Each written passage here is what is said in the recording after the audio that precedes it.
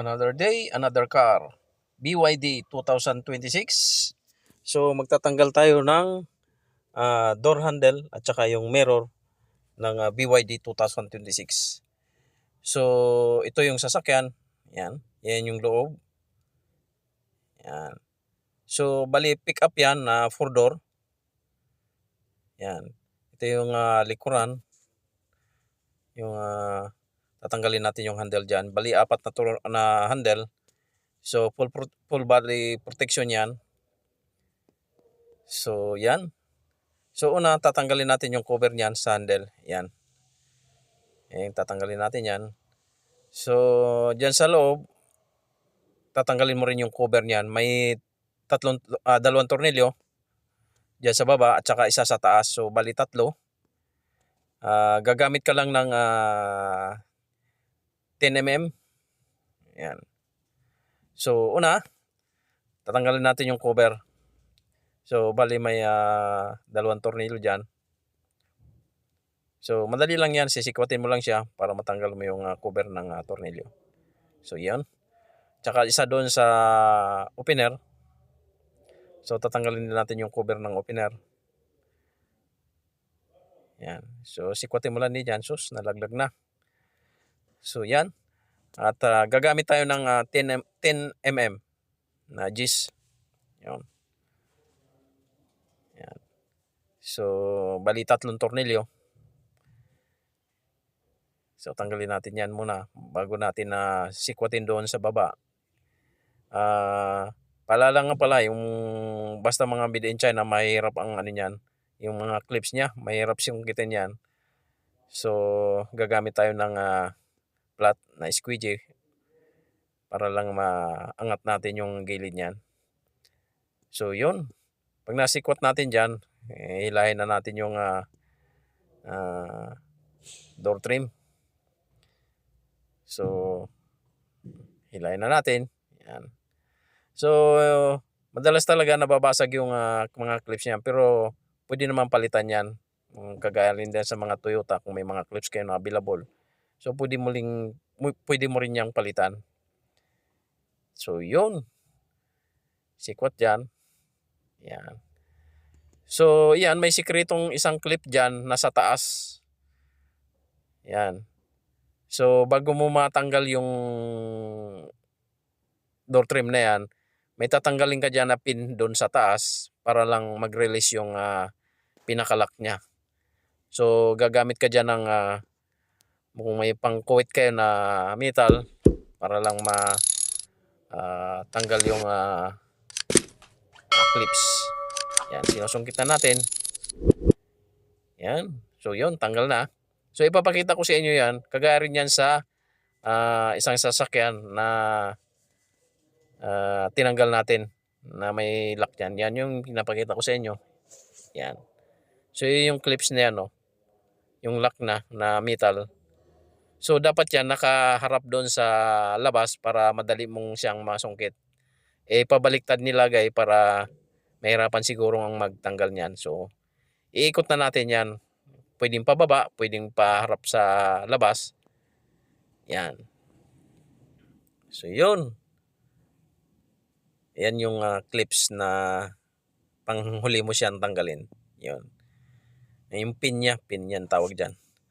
So tatanggalin natin yung cable ng door handle. Yan, cable ng opener. Sorry. Yung mga socket niya. So yung mga socket niya mga sisikip din. Kaya minsan nakakainis din tanggalin. So mahabang pasensya para matanggal mo ng maayos at walang disgrasya. So yun. Yan, tanggalan natin lahat. Bali tatlong lang yan, tatlong socket na wire. Yan. So sunod natin tanggalin yung cover naman hang sa loob para dun sa door handle para makakuha natin yung wire. So yun. Open lang natin yan. Nakadikit lang din yan ng gum. So yun, ipapakita ko sa inyo yung tatanggalin natin na wire para dun sa handle. Yan. So, hilahin mo lang yan. Tsaka mo tanggalin dun sa socket.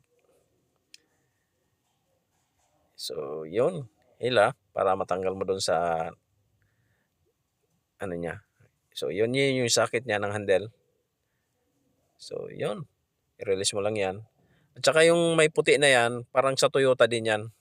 So, buksan mo lang din yan. Iangat mo para mag-release yung door handle. So, dito na tayo sa labas. So, hilahin na natin yan. So, yun. Tanggalan natin yung door handle. Yan. So, sunod natin tatanggalin dyan yung susian naman. So, yun. Buksan na natin yung cover niya, yung tornilyo doon. So, gagamit ka lang din ng star na 30, T30. So, yun. Nakikita nyo yan. Yung may pula. Tanggalin mo lang yung kable niyan. Yun.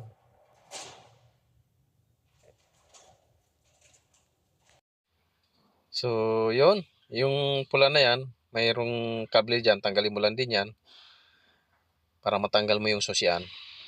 So, tsaka gagamit ka ng T30 na special tools star. Yan.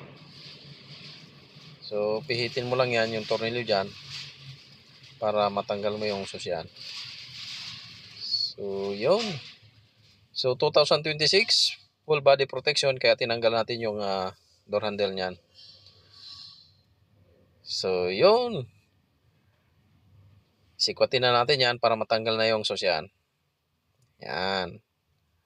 So, ganun lang kadali ang pagtanggal niyan ng susian ng BYD 2026. So, yun. Tanggalan natin. So, ang sunod natin tatanggalin yung mirror. So, bali may cover dyan sa tornilyo.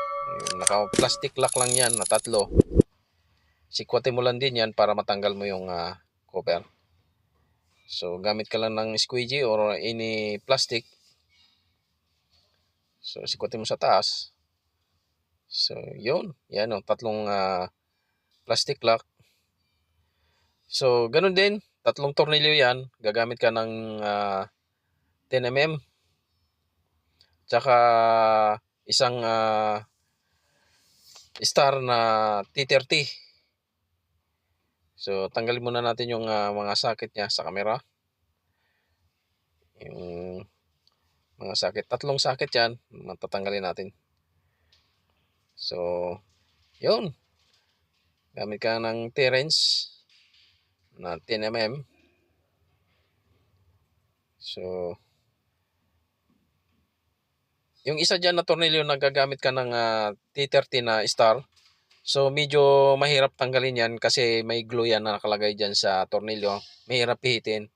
So, ingat para hindi mapudpud yung dulo. So, yun. May nakatago dyan na T30 star yan. So, yun. So, gagamit tayo ng T30 star. So, masikip yan. Matigas na pihitin. So, ingat din sa mga magtatanggal niyan, kung sino man ang magtatanggal ng ganyang sasakyan. So, yun. Yan yung sinasabi kong tornilyo na mahirap tanggalin kasi may glue siya. Yung may pang na hindi siya matigas talaga yan. So, yun. Bali, tanggalin natin yung wire. So, gagamit tayo ng clips remover. Yan, sikotin lang natin yan. Yan. So, yun. Tanggalan natin yung mirror. Yan. So, yun. Yan na yung mirror na ating tinanggal. So, full body protection. BYD 2026. Made in China. Tornilyo. Masyadong masikip. Kasi gawa ng glue. So, yun. Thank you so much. Tanggalan natin yung sidings, tsaka yung handle, tsaka yung mirror. So, thank you. Bye-bye.